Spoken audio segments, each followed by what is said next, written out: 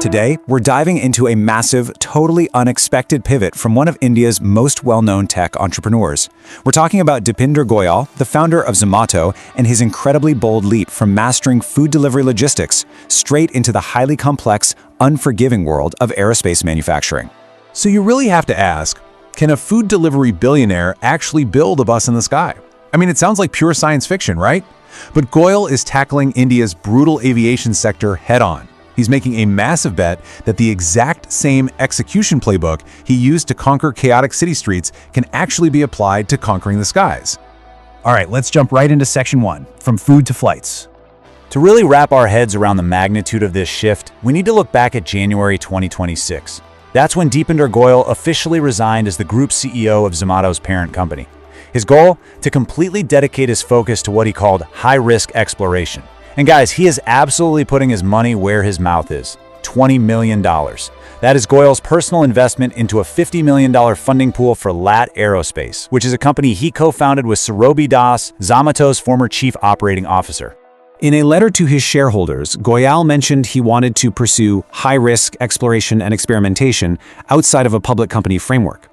Think about it for a second. Solving India's food delivery logistics means navigating broken roads, insane traffic, and literally unmapped addresses.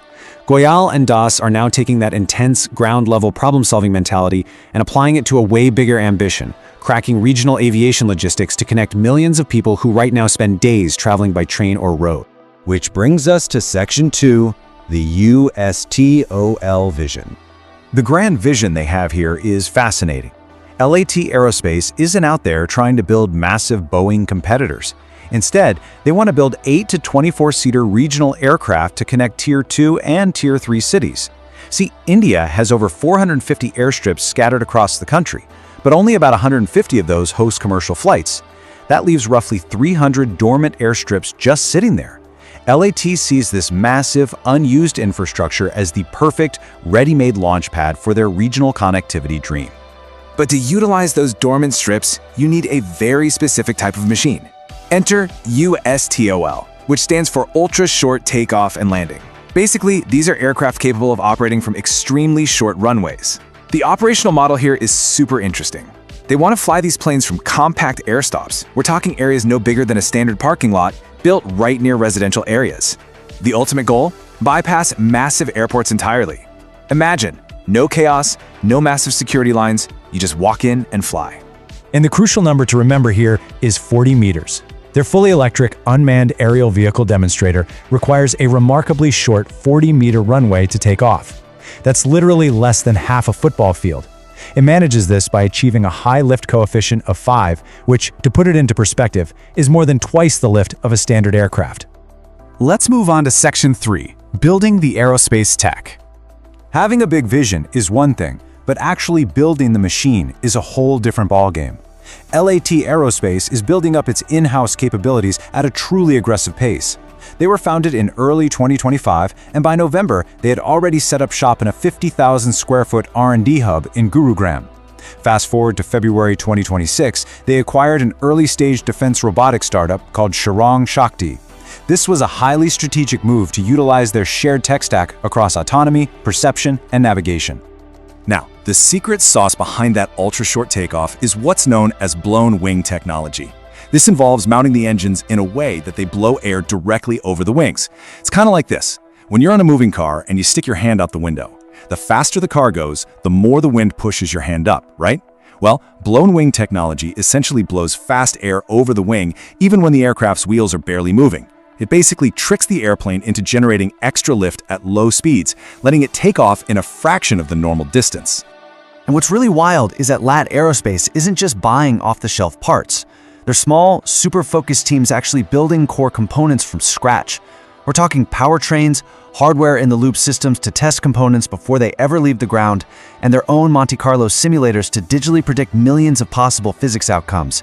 They even set up a specialized research center down in Bengaluru, pioneering India's first indigenous gas turbine engines, specifically to reduce their reliance on imported aviation tech. Okay, on to Section 4, crash landing and trolls. So, As we all know, hardware is incredibly hard, and things don't always go according to plan, especially when you're operating in the public eye.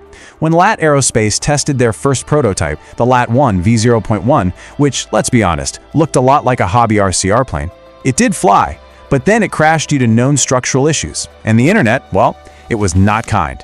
Trolls immediately flooded social media with mockery, leaving comments like, just like a Zomato delivery failure. But look, aerospace engineering is fundamentally an iterative process of failing and learning. Goyal's response to the crash actually humanizes the engineering struggle perfectly. He said, making a plane take off is only 20% of the problem. Making it land safely is where the work lies. He framed the failure as just a necessary stepping stone.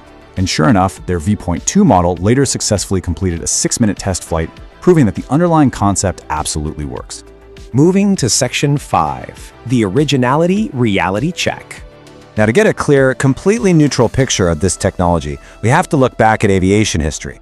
Goyal has definitely made some very bold marketing claims on podcasts, saying things like this has never been done in this world, and calling the tech radical. However, a quick look at aviation history shows that blown wing technology is actually really well documented. Boeing used it on their YC-14 aircraft, and NASA conducted extensive, dedicated research on it way back in the 1970s with their Quiet Short-Haul Research Aircraft program. Furthermore, aviation critics have pointed out some rather striking similarities between LAT's current concepts and an existing American company called Aviation. Both companies are currently developing hybrid electric USTOL aircraft. If you just compare their visual designs side by side, both feature 4 to 6 small engines mounted right across the wing to blow extra air, and both rely on incredibly similar hybrid electric power distribution systems. Now, whether this is a case of parallel inspiration or a direct adaptation of existing tech for the Indian market, it is clear that the underlying physics do have strong historical precedents. Finally, Section 6, India's infrastructure hurdle. You know, building the actual plane might actually turn out to be the easy part of this whole endeavor. The final and perhaps largest obstacle they face is the physical environment of India itself. Let's look at the numbers. In the US, where general aviation really thrives, there are over 19,000 airports and around 200,000 general aviation aircraft. You can literally walk up to a hangar, unlock your plane, and just go fly. In India, there are only about 500 to 550 airports and a mere 1,000 general aviation aircraft in total. The basic infrastructure required to support that casual walk-up-and-fly general aviation culture is virtually non-existent. And this leads us straight into what many industry experts call the infrastructure nightmare. LA Aerospace's dream of no chaos, no security lines clashes directly with India's strict reality. There are intense CISF security protocols. You absolutely cannot just bypass security at a major facility.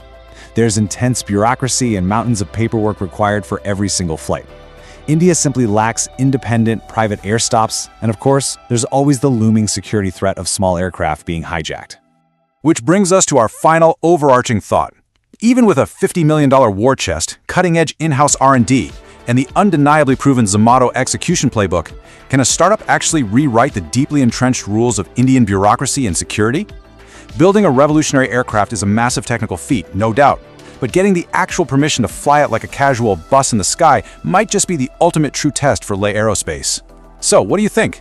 I hope this explainer gave you a clear, engaging look at this fascinating aerospace pivot. Until next time, keep exploring. Dreaming of flying across the world? Not just India, but Paris, London, Dubai. An ESA license is your passport to global skies. Recognized in 31 countries and accepted by airlines wide. Train in Europe with modern aircraft, multicultural exposure, and the world's highest safety standards. And yes, you can always convert back to DGCA if you choose to return. Confused about costs, universities, or visa process? We're here to help for free. Hurry! Click the link below to register for your free one-on-one consultation today. Limited seats available. Your global cockpit awaits.